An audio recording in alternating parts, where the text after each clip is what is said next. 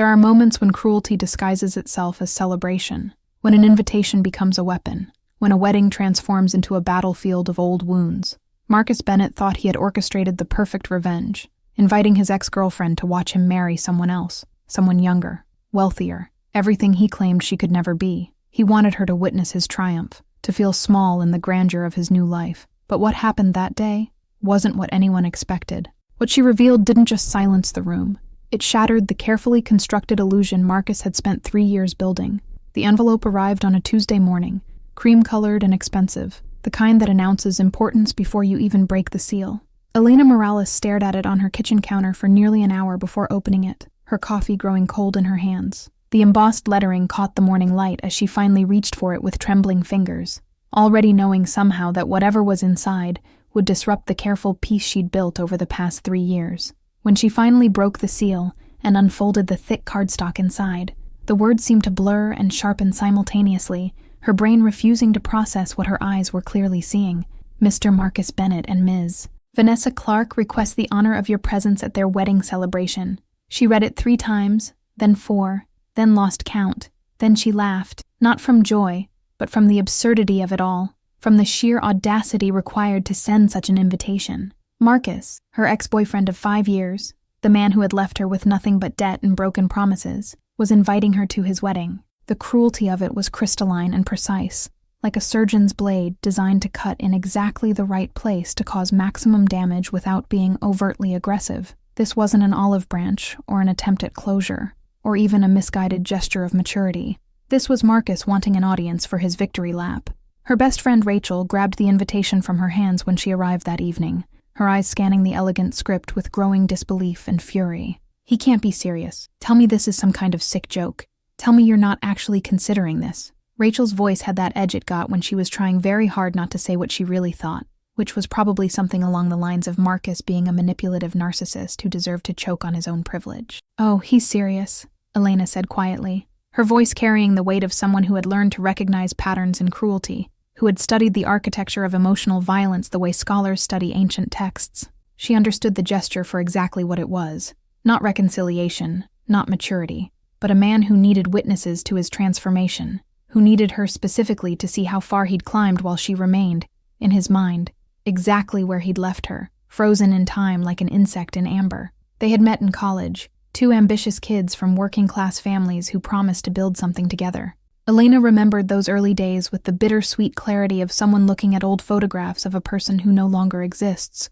The tiny apartment they'd shared near campus with its perpetually broken heater, and neighbors who fought at 3 a.m, the ramen dinners they'd pretended were romantic adventures in minimalism, the late nights when Marcus would pace their cramped living room describing his vision for a tech company that would revolutionize data analytics for small businesses. She had believed in him when no one else did, had seen potential in his ideas, when investors dismissed him as another dreamer without credentials or connections, or the Polish that opened doors in Silicon Valley. Elena had worked 2 jobs to support them while Marcus chased his business dreams, waitressing at an upscale bistro during the day where she smiled at condescending customers and pretended their complaints about room temperature wine mattered, and doing freelance graphic design at night until her eyes burned and her back ached from hunching over her laptop. Her own career aspirations had been carefully folded and tucked away like winter clothes in summer, stored in the back of her mind with the promise that they'd be retrieved later, when Marcus's company took off, when their partnership bore the fruit they'd planted together. She'd believed in that partnership with religious devotion,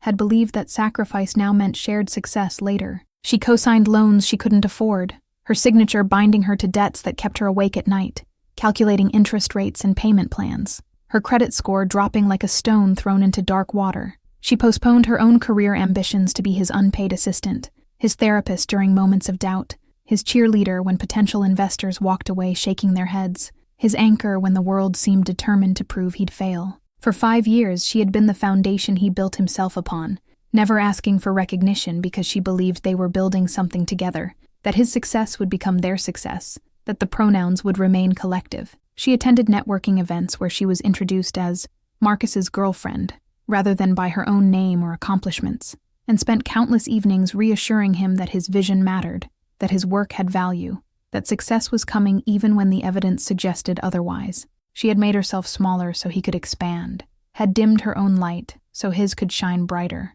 operating under the fundamental assumption that partnerships required this kind of asymmetry, this kind of sacrifice from the person who loved more or believed harder. Then, 3 years ago, his tech startup finally took off. A venture capital firm in Silicon Valley saw potential in his analytics platform, and suddenly everything changed with dizzying speed. Within 6 months, Marcus had moved into a penthouse in the city's most exclusive neighborhood, with floor-to-ceiling windows and a view that cost more than most people made in a year. He started dating Vanessa, a venture capitalist's daughter, who wore Chanel-like armor and spoke 3 languages fluently and had gone to boarding school in Switzerland. And he sent Elena a text message ending their relationship. Not a phone call, not a face-to-face conversation, not even an email that might have required some thought or effort. Just a message that appeared on her screen while she was at work, while she was carrying a tray of overpriced cocktails to a table of businessmen who didn't bother to look at her face. This isn't working anymore.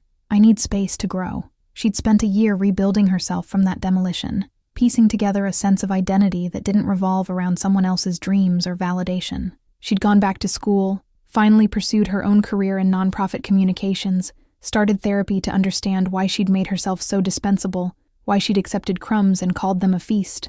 The work was slow and painful, like rehabilitation after a devastating accident, relearning how to walk, how to trust her own judgment, how to believe she deserved more than whatever scraps someone decided to throw her way. "You're not actually going," Rachel said, pulling Elena back to the present moment, to the kitchen where the invitation still sat on the counter like evidence at a crime scene. It wasn't a question. It was a statement dressed in the grammar of inquiry, the kind of thing people say when they already know what you should do and are hoping you'll agree before they have to explain why. Elena looked at the invitation again, at the elegant calligraphy that probably cost more per letter than she made in an hour, at the venue, Ashford Manor, a historic mansion in the countryside 2 hours outside the city, the kind of place that appeared in wedding magazines and Instagram feeds, the kind of place that cost more for one day than Elena made in 6 months. The wedding was scheduled for late spring, during that perfect moment when the gardens would be in full bloom, and the weather would be ideal for outdoor photographs that would inevitably flood social media with hashtags about love and destiny and new beginnings. "Actually," she said slowly, her voice carrying a certainty that surprised even herself, "I think I am." The words hung in the air between them, and she could see Rachel's expression shift from disbelief to concern to something like resignation. "Elena, why?" Rachel's voice was gentle now, the anger replaced by worry. "What possible good could come from watching him parade his new life in front of you? This is exactly what he wants, to see you hurt, to prove he's won something. Don't give him that satisfaction. Don't let him turn you into a prop in his narrative of triumph." "Maybe," Elena admitted, wrapping her hands around her cold coffee mug as if it could provide some kind of warmth or comfort. But even as she said it, she knew her motivations were more complex than simple masochism or morbid curiosity. Something inside her needed to see this through, to close a chapter that had been left brutally unfinished, pages torn out mid-sentence. She needed to look at Marcus in his moment of triumph and feel nothing, to prove to herself that she'd actually healed, that the year of therapy and rebuilding hadn't been performative but real, that she could stand in the same room with him and breathe normally. The weeks leading up to the wedding were strange, marked by a surreal quality that made Elena feel like she was watching herself from a distance. She didn't tell Marcus she was coming, didn't reach out, didn't confirm, didn't give him the satisfaction of knowing he'd gotten under her skin. She simply marked herself as attending on the RSVP website, watching as her name appeared on the digital guest list among hundreds of others she'd never met. Marcus's new world of investors and entrepreneurs and society people who measured worth in stock options and square footage. She bought a simple dress from a department store, nothing flashy or attention-seeking, nothing that screamed for validation. Navy blue, elegant in its simplicity, forgettable in all the right ways. She wasn't going to compete with Vanessa or try to make Marcus regret anything. She was going because something inside her needed this closure, needed to transform him from a ghost that haunted her thoughts into just another person she used to know. Rachel thought she was crazy, said so repeatedly, and with increasing creativity. "What are you hoping to achieve here? Seriously, walk me through your thought process because I'm not seeing it." "Honestly," Elena admitted one night over wine in Rachel's apartment, "I don't know. Maybe I just need to see that he's real, that this life he built is real, that I wasn't just erased from history like I never existed. Does that make sense?" "No," Rachel said bluntly, but she poured more wine anyway. but I'll be on standby with ice cream and bad movies when you need to decompress afterward. The night before the wedding, Elena couldn't sleep. She lay in bed scrolling through Marcus's social media, the engagement photos in front of a sunset that looked artificially enhanced, the couple's retreats in Bali with captions about finding your person, the carefully curated image of perfect love that probably required multiple takes and professional photography. In every photo, Marcus looked different than she remembered, polished, distant, like a stranger wearing a familiar face, like someone doing a very good impression of the person she used to love. She almost didn't go, almost convinced herself that showing up would only reopen wounds that had barely healed, that the healthy thing was to delete the invitation and spend the day doing literally anything else. But then she remembered something her grandmother used to say before she died. The truth doesn't need your permission to exist. It just is, whether you acknowledge it or not. The venue was even more spectacular than the photos suggested. Rolling gardens that stretched toward a distant tree line, a fountain imported from Italy that featured cherubs and dolphins, and probably cost more than Elena's car, string quartets playing on the lawn in matching outfits. Guests in designer clothes sipped champagne and took selfies under floral arches that probably cost more than Elena made in a month. Everyone performing the ritual of witnessing affluence, of being seen in the right place with the right people. She felt out of place immediately, like an actor who'd wandered onto the wrong set. Her department store dress suddenly felt cheap, despite being the most expensive thing in her closet. Her shoes pinched. Her hair, which had looked fine in her bathroom mirror, now seemed inadequate compared to the professionally styled updos surrounding her. Marcus was holding court near the bar, surrounded by admirers who hung on his words, looking every bit the successful entrepreneur in his custom tuxedo that probably cost as much as Elena's monthly rent. He hadn't seen her yet, was too absorbed in telling some story that had his audience laughing at precisely the right moments. Vanessa stood beside him, stunning in a way that seemed effortless, but probably required hours of preparation, laughing at something an older gentleman said with the practiced ease of someone who'd grown up in rooms like this. Elena found a seat near the back during the ceremony, hoping to observe rather than participate, to be a witness rather than a character in whatever drama was about to unfold. The ceremony itself was beautiful in that impeccable, expensive way, every moment choreographed, every detail perfect, the kind of wedding that appeared in magazines as an example of how things should be done. She watched from her seat as Marcus and Vanessa exchanged vows that sounded like they'd been written by a professional, as guests dabbed at tears, as the couple kissed to thunderous applause. She felt nothing. No heartbreak, no longing, no regret. Just a quiet observation of two people she didn't really know anymore, like watching a movie about strangers who happened to share some surface similarities with people from her past. But Marcus had other plans. Halfway through the cocktail hour, he spotted her. She watched his expression change. Surprise first, then something darker. Satisfaction, maybe. The look of someone whose trap had successfully closed. He whispered something to Vanessa, who glanced over with curiosity. Then he began making his way through the crowd toward Elena, with the determination of someone who'd been waiting for this moment. "You came," he said when he reached her, his smile not quite reaching his eyes, his tone carrying layers of meaning she was probably meant to decode.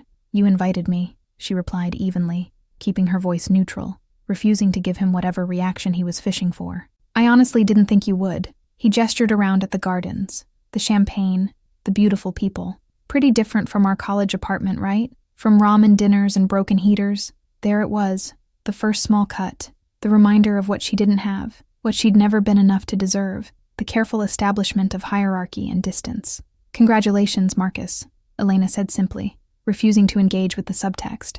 "I hope you're happy. I hope this is everything you wanted." He studied her face, perhaps looking for signs of jealousy or pain, or the satisfaction of knowing he'd wounded her. When he didn't find them, something flickered across his expression. Disappointment, maybe? Or confusion? As if she deviated from a script he'd written in his head. "Vanessa wants to meet you," he said after a moment. "She's heard a lot about you." Elena doubted that was true. Doubted Marcus spent much time discussing his past with his future wife. But she followed him anyway, curious, despite herself. Vanessa was gracious, charming even, asking polite questions about how Elena knew Marcus, carefully avoiding anything too personal, performing the social ritual of acknowledging the past without dwelling on it.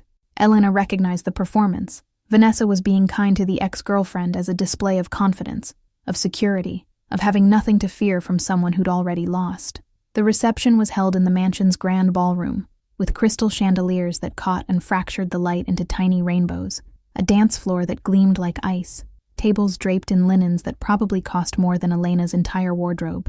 Dinner was 7 courses, each paired with wine that probably cost more than Elena's monthly grocery budget. Each dish a tiny work of art that seemed too beautiful to eat. She was seated at a table with other friends from Marcus's past, people he'd apparently outgrown but kept around as decorations, as proof of his humble beginnings, as evidence that he hadn't forgotten where he came from even though his actions suggested otherwise. They made awkward conversation, clearly wondering why they'd been invited to witness this display, what role they were meant to play in Marcus's narrative of transformation.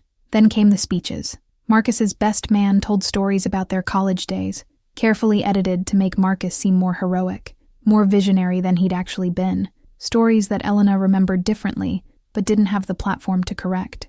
Vanessa's maid of honor talked about their perfect love story, how they'd met at a charity gala, how Marcus had swept her off her feet with his passion and vision and success. No one mentioned Elena's name, but she felt its absence like a ghost at the table, like a character written out of a story that couldn't work without her but pretended it could. And then Marcus stood up for his own speech. The room quieted, guests turning in their seats to face him, phones coming out to record this moment for posterity. "I want to thank everyone for being here," he began, his voice carrying across the room with practiced ease, the voice of someone comfortable with attention. "Some of you have known me since the beginning, when I had nothing but dreams and determination and a belief that things could be different." His eyes found Elena in the crowd, held her gaze for a moment too long. "I want to especially acknowledge the people who were there during the hard times, who supported me when things were difficult. That past made me who I am today, and I'm grateful for every lesson, every challenge, every moment that taught me something about myself and what I wanted from life." It was masterfully done, acknowledging her existence while simultaneously framing her as past tense, as something overcome, as a chapter closed and archived, as a stepping stone on his path to something better. The room applauded, people nodding approvingly, no one recognizing the cruelty embedded in gratitude. Elena felt Rachel's hand grip hers under the table, a lifeline in rising water. But before Elena could process what she was feeling, before she could decide whether to stay or leave, Vanessa leaned over and whispered something urgent to Marcus. Elena watched his expression change, confusion first, then concern, then something like fear. Vanessa stood up abruptly, took the microphone from his hand with shaking fingers. "Actually," Vanessa said, her voice trembling slightly but growing stronger with each word, "there's something I need to say. Something I need to be honest about because I can't start a marriage with lies, no matter how comfortable those lies might be." The room went silent, that particular quality of silence that contains anticipation and confusion and the dawning awareness that something is about to go very wrong. Vanessa turned to face the crowd, her carefully applied makeup starting to run with tears she was no longer bothering to hide. "3 months ago, I found out I was pregnant," she said quietly, each word landing like a stone in still water. "I was terrified to tell Marcus because we'd talked about waiting, about building his company first, about timing being everything in life and business." The guests shifted uncomfortably, uncertain whether this was part of the planned program or something else entirely. When I finally told him, he asked me to terminate the pregnancy. The words hung in the air, sharp and clear. He said it wasn't the right time, that it would complicate things, that we could try again in a few years when his company went public, and he had more bandwidth for family obligations. Marcus reached for her hand, his face pale. "Vanessa, this isn't the time or place. I'm not finished," she said, pulling away from him, her voice stronger now, fueled by something that had been building for months. "I refused. I told him this baby was a blessing, that we could make it work, that love was supposed to be bigger than timing and spreadsheets and 5-year plans." She turned to look at Marcus directly, and in her eyes was the particular devastation of someone who'd discovered that the person they loved was not who they'd believed them to be. "And do you know what you said to me? You said, 'I already made this mistake once. I'm not doing it again.'" The words hung in the air like smoke, visible and toxic. Elena felt her chest tighten, felt the room tilt slightly. She suddenly understood where this was going, felt the past rushing toward the present like a train she couldn't stop. Vanessa continued, her voice breaking but determined. "I didn't understand what you meant at first, but then I found the emails, the messages to your lawyer from 3 years ago, the settlement you paid to make sure certain things stayed quiet." She turned to look at Elena now, tears streaming down her face, mascara drawing dark lines down her cheeks. "You had a miscarriage, didn't you? 3 years ago. And instead of supporting you through it, Instead of grieving with you, he left. He saw your loss as an obstacle to his ambitions, and he just walked away. The ballroom had become completely silent, hundreds of people holding their collective breath, phones now recording not celebration, but catastrophe. Elena couldn't move, couldn't breathe. That loss, that private pain she'd never spoken about publicly, that grief she'd carried alone through the darkest year of her life, was suddenly exposed under crystal chandeliers in front of hundreds of strangers. She felt violated and vindicated simultaneously, felt the weight of secrets being lifted, and the exposure of wounds she'd worked hard to heal. Marcus was shaking his head, his careful composure crumbling. It's not that simple. It's not fair to reduce complicated situations to, "You told me she wasn't ambitious enough," Vanessa interrupted, her voice hollow with betrayal. "That she was holding you back with her small dreams and limited vision. That you needed someone who understood that success requires sacrifice." She laughed, but it was a bitter sound, empty of anything resembling joy. "But the truth is, she was grieving the loss of your child, and you saw it as an inconvenience, as something slowing down your trajectory, as dead weight you needed to shed to reach the altitude you wanted." Vanessa pulled off her engagement ring with shaking hands, the diamond catching the light one final time, before she set it on the table with a small clink that seemed impossibly loud in the silence. "I can't marry someone who treats love like a business transaction, who invites his ex-girlfriend to his wedding just to prove he's won something, who needs an audience for his cruelty, who measures his worth by who he's left behind." She looked at Elena again, and in that look was genuine sorrow, one wounded person recognizing another. "I'm sorry. I'm so sorry you went through that alone. I'm sorry he made you carry that grief by yourself while he climbed over it like it was just another stepping stone." Then Vanessa walked out of the ballroom, leaving Marcus standing at the microphone in his expensive tuxedo, his perfect day crumbling around him like a sandcastle at high tide. The guests began to murmur, then talk openly, the carefully maintained facade of celebration dissolving into chaos. Some left immediately, gathering their coats and bags with the urgency of people fleeing a crime scene. Others clustered in groups, processing what they'd just witnessed, pulling out phones to text people who weren't there. Marcus's parents tried to salvage the situation, his mother making excuses about stress and wedding jitters. But the damage was irreversible, the truth too large to contain or explain away. Elena sat frozen in her chair, Rachel's arm wrapped around her shoulders, both of them stunned into silence.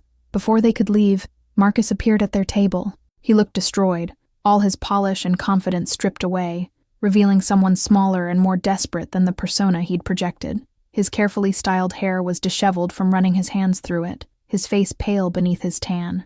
"Elena, he started, but the words seemed to die in his throat. "Don't," she said quietly, finding her voice despite the shock. "Don't apologize. Don't explain.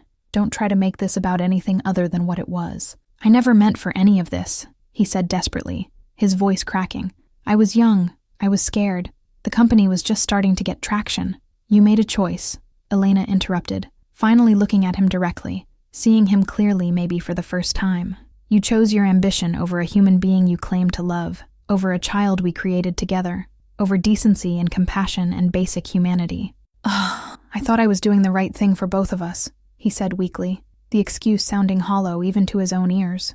"No," Elena said, standing up now, finding strength she didn't know she still had, drawing it from some deep well she'd been building over 3 years of reconstruction. "You did what was right for you, and that's fine. People make selfish choices all the time. People prioritize themselves. People decide that success matters more than relationships.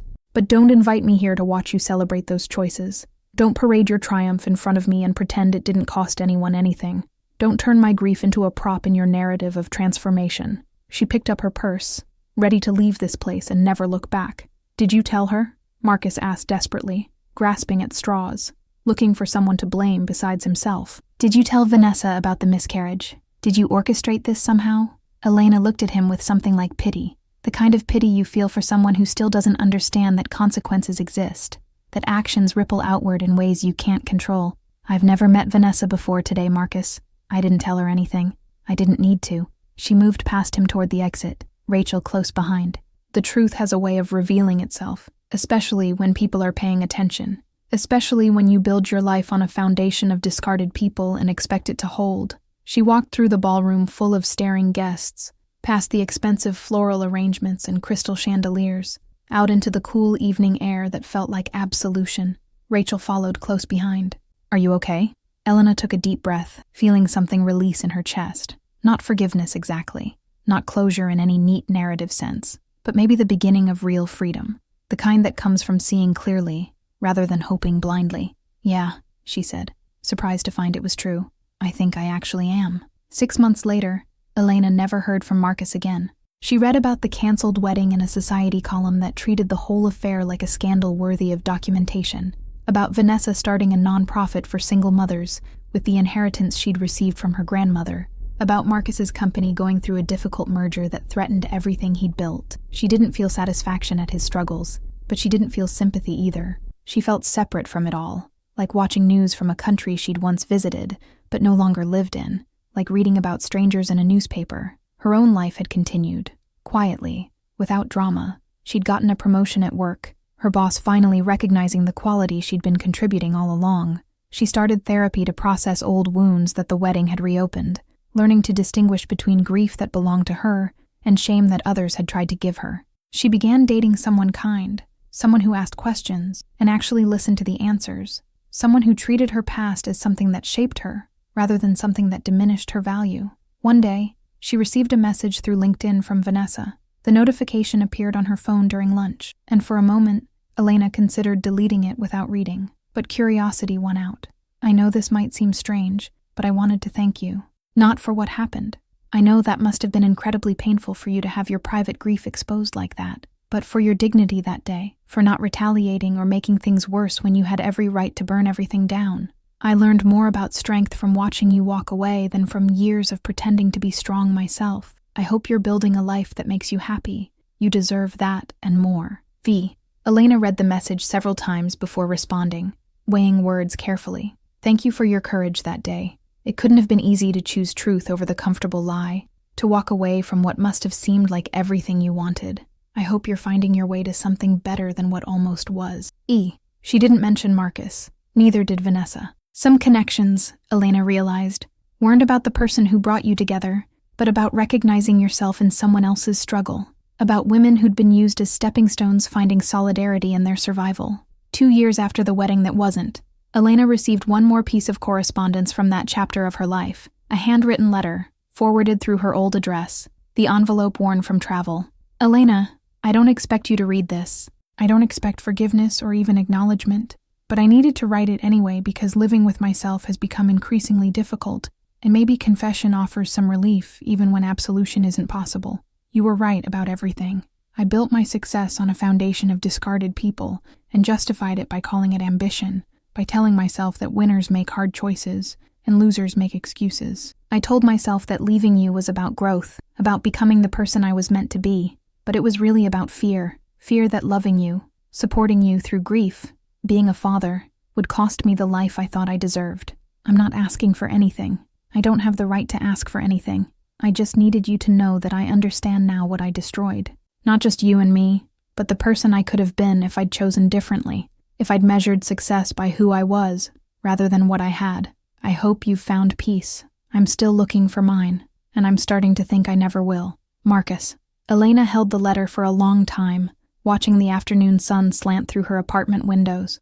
A nicer apartment now, in a better neighborhood, with plants on the windowsill and art on the walls, all paid for with money she'd earned herself. She thought about responding, about offering some kind of closure or wisdom, about telling him that forgiveness was possible, or that people could change. But those would be lies designed to make him feel better, and she'd spent too many years prioritizing other people's comfort over her own truth. Instead, she folded the letter carefully, placed it in a drawer with other artifacts from that life, and went back to living. Some things didn't need responses. Some apologies arrived too late to change anything, and that was okay. That was actually fine.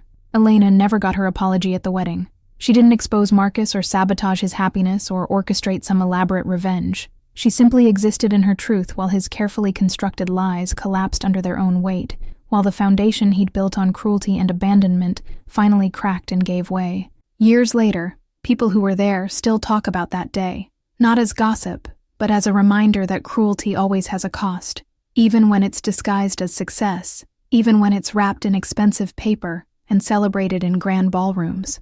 Elena built a beautiful life, not in spite of her pain, but because she learned to carry it with grace rather than bitterness, because she refused to let someone else's cruelty define her worth. She never married Marcus, never got the happy ending their college selves imagined, never became the wife of a successful entrepreneur living in a penthouse, but she got something better. She got herself back, piece by piece, through therapy and time, and the hard work of learning to trust again, until the woman in the mirror was someone she actually recognized and respected, and genuinely liked.